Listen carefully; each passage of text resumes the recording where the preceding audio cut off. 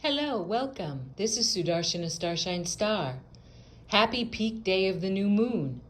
You know, every new moon and full moon has 3 phases. They have 3 days. This is ancient Vedic knowledge.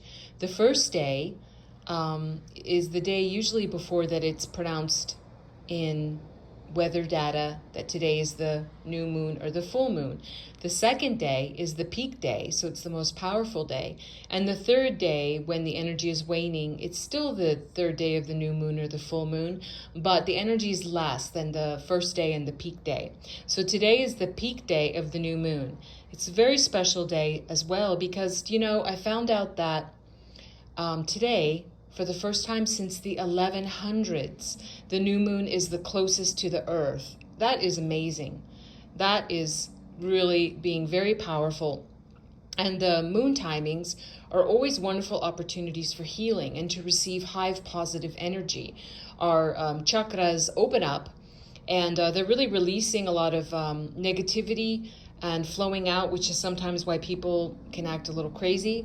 But it's actually a very high positive healing time to suck up all that divine energy that's flowing and really helping us to wash out that debris and the stuff that's in our chakras. So it's pretty amazing. I really felt to read. I picked a card.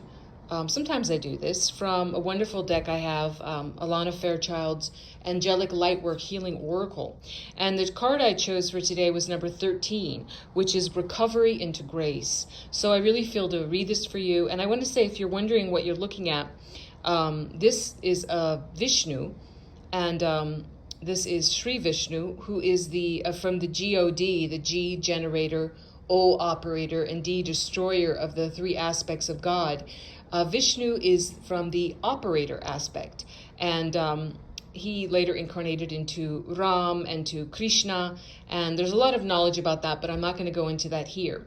Just know that also this murti that I have, or this statue I have of Sri Vishnu, is really old, which I felt to pull out in honor of today. This statue is from the 1500s. It's really old.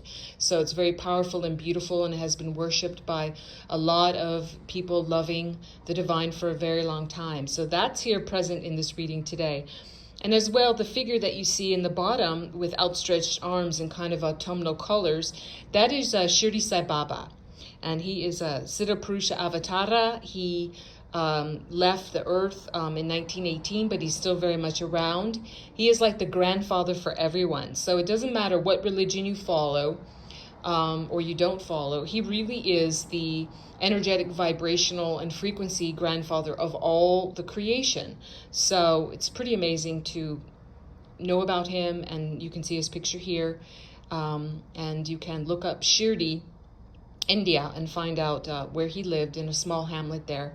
And he started out as an incarnation of Shiva, the Divine Father, and then he transformed into more finer incarnation of Dattatreya, which is the trinity of Shiva, Vishnu, and Brahma. So I didn't mean to turn this into an ancient Vedic knowledge clip. That should be for another time. I want to read this card number 13, Recovery into Grace, for you. So relax. Just will be a few minutes, and there'll be just a very short little meditation in here. So this reading from the book from Alana Fairchild, card number 13, Recovery into Grace, it says, from the sudden ending of a career to the unwanted finish of a relationship or the devastating act and aftermath of a suicide, a loss can test the capacity of our hearts to remain open with compassion. Loss can be difficult to process, even if it is more subtle, such as releasing a habit or belief system you cannot rely upon anymore. All loss can carry pain. However, there is the spiritual commitment, a promise, that you and all souls impacted by loss shall be loved and guided by the angels to find a healing pathway through the emotional wreckage. In some way you shall grow and heal stronger than you were before. This oracle brings comfort in response to grief to all in need. Grace shall descend, and from that grace there shall be growth, and from that growth there shall be gratitude. Fear not, your heart shall know peace again. Healing, magic, and manifestation with Archangel Raphael. Connect to your heart, by placing your hand over your heart and breathing deeply in and out. As you breathe, shift your focus from your head, thoughts, and opinions to your heart, presence, and inner knowing. To further facilitate that transition, reflect on what evokes feelings of gratitude. Then say aloud, Archangel Raphael, you now awaken divine healing, inspiration, and renewal within me for the greatest good of all. The sacred breath, the power of fresh air upon which you travel, ushers in a new cycle, clears away the past, and refreshes my heart and mind with optimism. Please hold and protect sacred space where healing shall happen according to divine grace. I open my heart to you, my dear angelic friend. Please empower and bless this sacred work. So be it. As you hold your hand over your heart, a divine emerald green light grows and forms a sacred circle of protection all around you. Allow that circle to be as small or as large as it feels best for you. Even if you cannot consciously see or sense that light, you can still trust it is there. You have open sacred space within your circle where you are held, protected, and supported for your process. If you wish, you can use intention to transform the circle into a column, bubble, sphere, or pyramid of light that rises over your head and dips beneath the earth, underneath your feet if you prefer. Now repeat, Archangel Raphael, several times. You can speak quietly or strongly or sing, chant, or whisper. Continue saying the word for as long as it feels right for your heart. Excuse me while I change the page.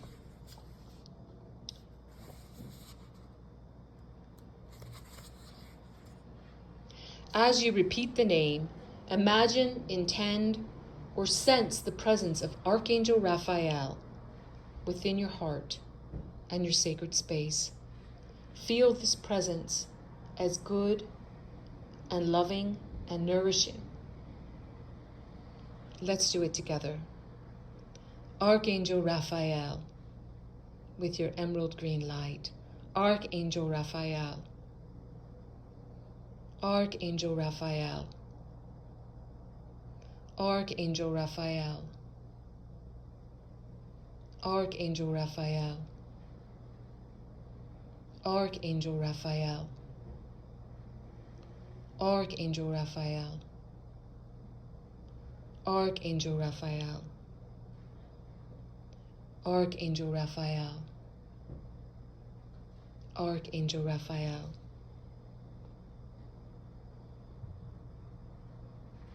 Now express the intention, reason, or purpose for the ritual. You can talk to Archangel Raphael and share what has brought you to this practice. Hearing yourself speak and seeing your situation with greater clarity can be healing in itself. If you are offering this healing on behalf of another, you can dedicate it by saying, honoring free will, I offer this healing to, and say the name or names, and ask that this energy be sent to wherever it can do the most good.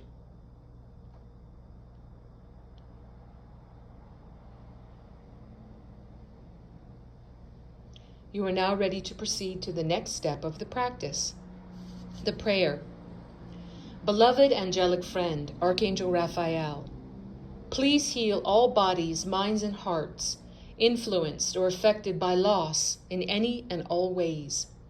Especially help those souls impacted by acts of violence, betrayal, forced relocation, or suicide. Please bless and cleanse the hearts troubled with despair and the minds overburdened by suffering. May you hold space for the truthful voicing of all inner experience to ease the worrying load that weighs upon many souls. Through your loving intervention, may we learn to listen and talk to each other from the heart. In the depths of despair, when one feels that turning away from life is the only option, may your presence grow bright and strong to remind us of the precious gift of life and that another way through is always there for us. For those that have lost a loved one, may your comfort enter their hearts, assuring them the ones who have gone are never lost from the sacred heart of the universe that beats with unending tenderness and passion for every sentient being. I now offer my pain of loss to you and ask for the gifts of grace, growth, and gratitude. May something good come from the ailing of the heart through your love. So be it. Or as we say in India, Swaha. Imagine that you and all souls in need here on the earth, in the afterlife, or any dimension at all, are being bathed in the most beautiful, restorative, and nourishing emerald green light with pure white light at its core. Rest here and feel the love of this light within your heart. Know that it is shining eternal and available to all in need.